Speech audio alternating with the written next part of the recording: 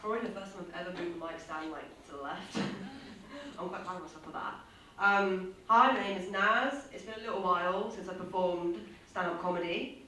So if I'm stumbling or taking big pauses in the middle of my set, don't worry. I'm probably just having a panic attack. Anyways,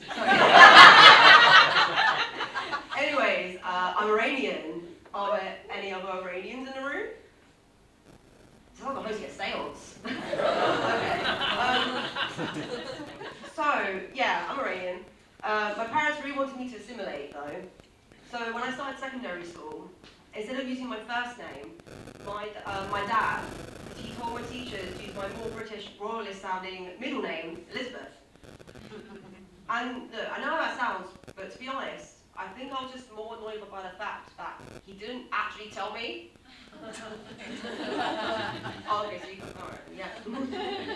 Anyway, so anytime a teacher called out the name Elizabeth, like, me and the other kids would kind of look around and be like, where is this bitch? She a ghost? Like, anyways, so I actually kind of realised what happened during my Spanish lesson when I kept, you learn like the original plain phrases like my name is Farnaz, so me llamo Farnaz. And my teacher kept correcting me to me llamo Elizabeth. So yeah, when I went home, I asked my dad, I was like, did you change my name by any chance? And he just turned to me and he said, I just want people to think you're British. And I'm like, Dad, they don't think I'm British. They think I'm in the witness protection program. Anyway, so that was a really fun first day at school.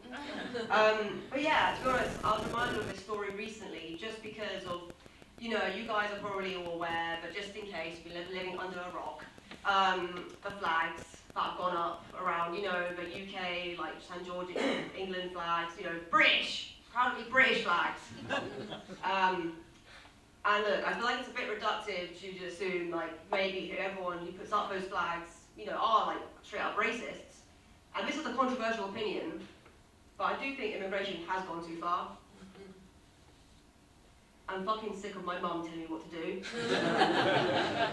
Like, go home, they say, go home. Say, she's a very stubborn woman. To be honest, spending an evening with my Iranian middle-aged, judgmental aunties is enough to send anyone to the far right. Even I start thinking, how does the one in, one out vote policy benefit me?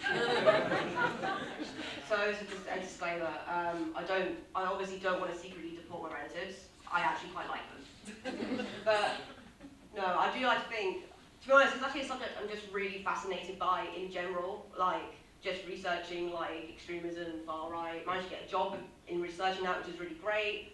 But I like to think that we're all kind of aware that the culture wars is just a smokescreen to kind of distract us from uniting against the common enemy.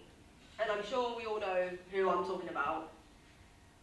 The greedy, unempathetic creatures who don't pay taxes, damage local communities and environments, and make up to just under 1% of the UK population. And you all know who I'm talking about. You know. See it. Seagulls. They are fucking psychopaths. They're always taking more than they need. They're loud. They bully smaller creatures. You can argue they're a product of their environment, but you know what? I'm not bringing out the tiny violin for them. They're greedy opportunists that feed on other people's misery and always trying to steal your chips. And they wouldn't blink twice about shitting on you. Anyways, I thought I have a lot more. I can't tell if it's a 1 minute bell. That is actually the 1 minute bell. Okay, alright. You know what? That's actually perfect because I like to end this set by saying, obviously there's a real divide in our country at the moment.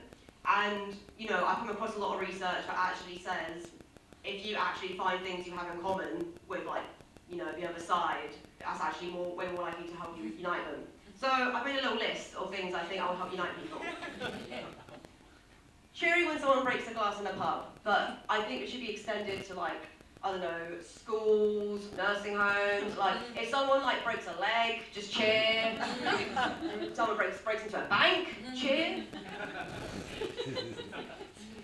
Being unsure if you should offer your seat to someone on the train because they look pregnant, you're in a suit.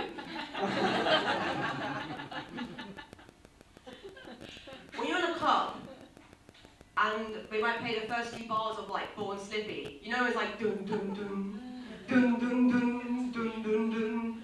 Yeah, Connor knows. And lastly, Prince Andrew is a paedophile. Thank you. Let's give our North Suffolk now, ladies and gentlemen.